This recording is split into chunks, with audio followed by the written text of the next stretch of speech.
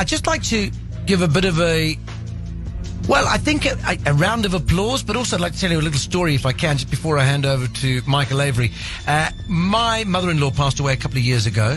Yeah. And, of course, there's an estate which has to be wrapped up and so on and so forth. There were some complications because she didn't live here and so on and so forth. Lived up north in Zim. And with Capital Legacy, we actually employed them because there was some of the estate was here. And for 2 years, they've been working quite hard at it. Not full 2 years, but there's things that have to happen in the estate, blah, blah, blah. But let me tell you, they are the most professional people that I've ever dealt with. So if you haven't got a will, or if you haven't used their services, I'd suggest you do so. Because I have been nothing but really, really impressed with the team. They, give you all the feedback you need. They do all the work. They do everything. They really are good.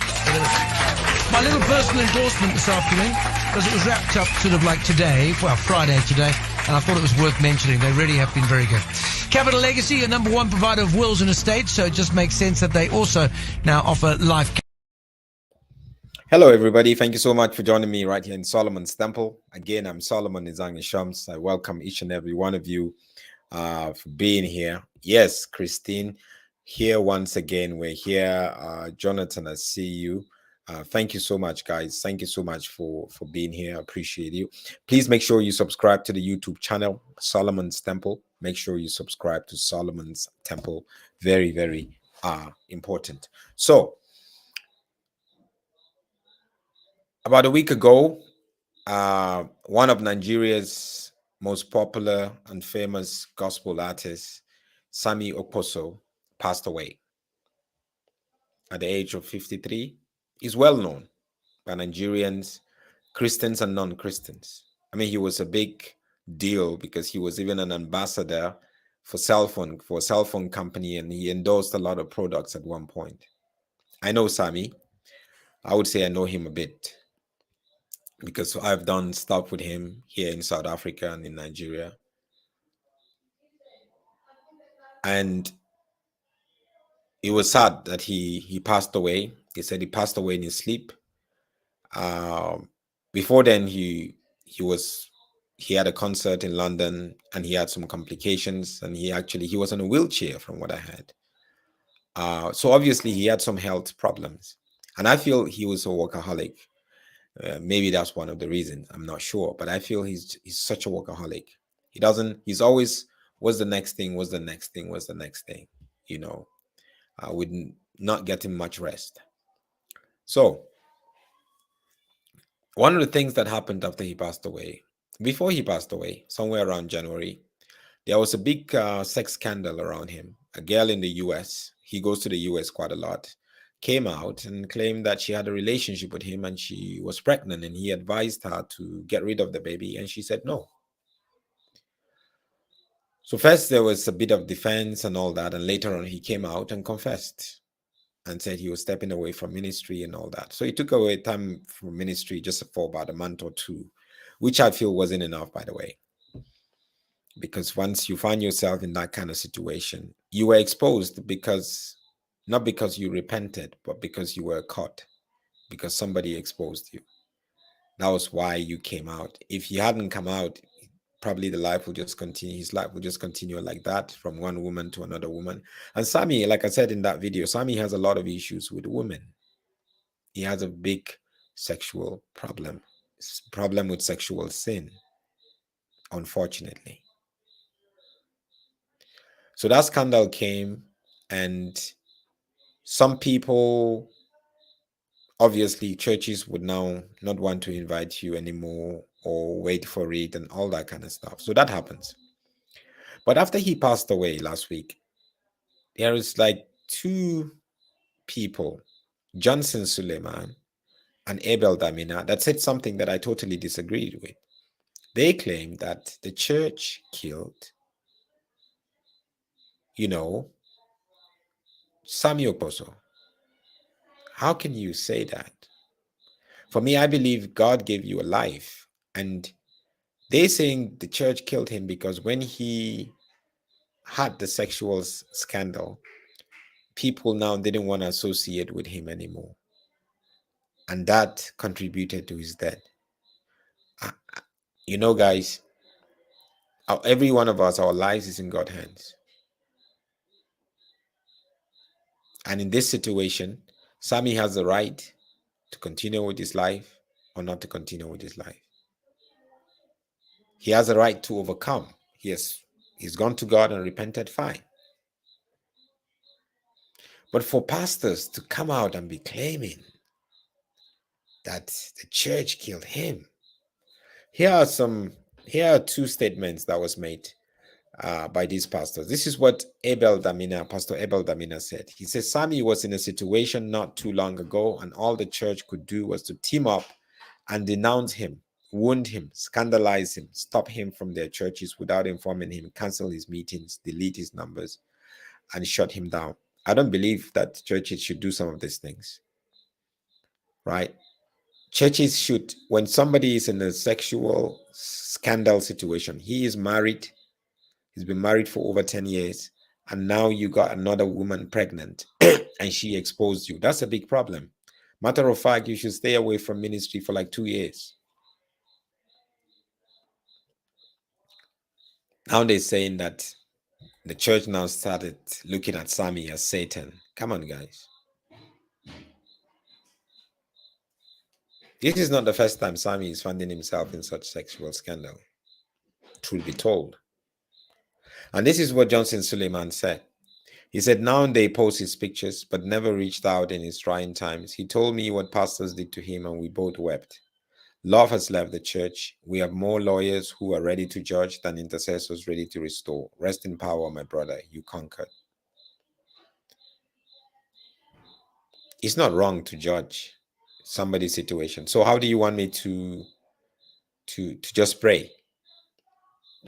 Right? To intercede. Yes, I will intercede and restore, but I need to evaluate the situation, and that is judging. Judging is basically evaluating the situation. It's as simple as that. But for you to begin to blame the church and actions of people as a contributing factor to the demise and death of Sammie Okposo last week, this in itself, you're actually trying to tell me that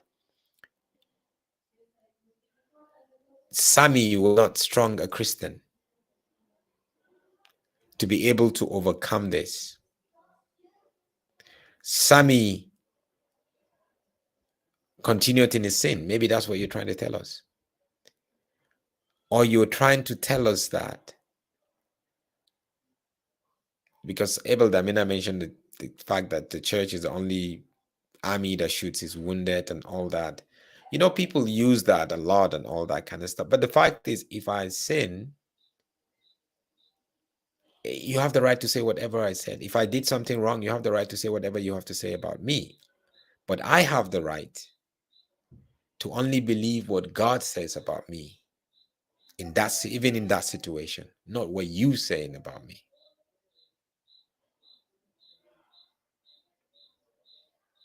So instead of using this moment to encourage other musicians, other young Christian leaders to stay away from sexual sin, to not make the same mistakes Sammie made, we're using this to actually sort of like justify the fact that if you sin, if I sin, we shouldn't talk about it. We shouldn't deal with it. We shouldn't allow consequences to take place. I mean, I'll be first to tell you, I don't agree with some of the ways that some people did. I mean, if I invited Sammie to my church and this whole sexual scandal happened, I would call him to tell him, look, I'm sorry because of this. It's against our belief, or it's against our principles as a church. So we have to cancel. Simple. I'm not going to cancel without not telling you. I'm not going to delete your number from my phone. No. So we must stop blaming the church. If you blame the church for all this, you're blaming everybody. You're blaming us.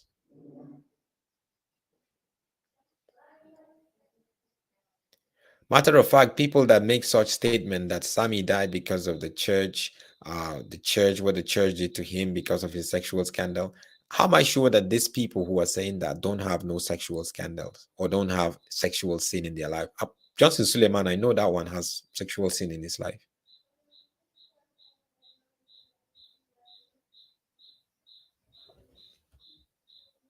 I was shocked with Abel Damina's comment.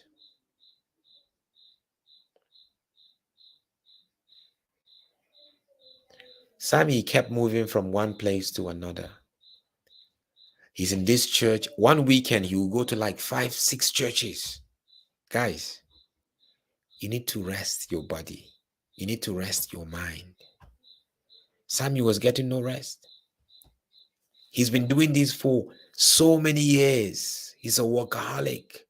And you know him, once he gets on stage, it's another level of energy. Because obviously he loves what he does.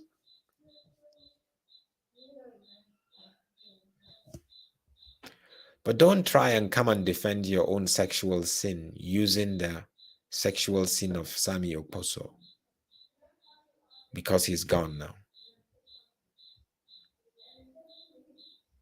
Now, a lot of other young pastors or Christian leaders who are into all these sexual sins, they would feel affirmed because of this kind of statements, instead of feel the fear of God.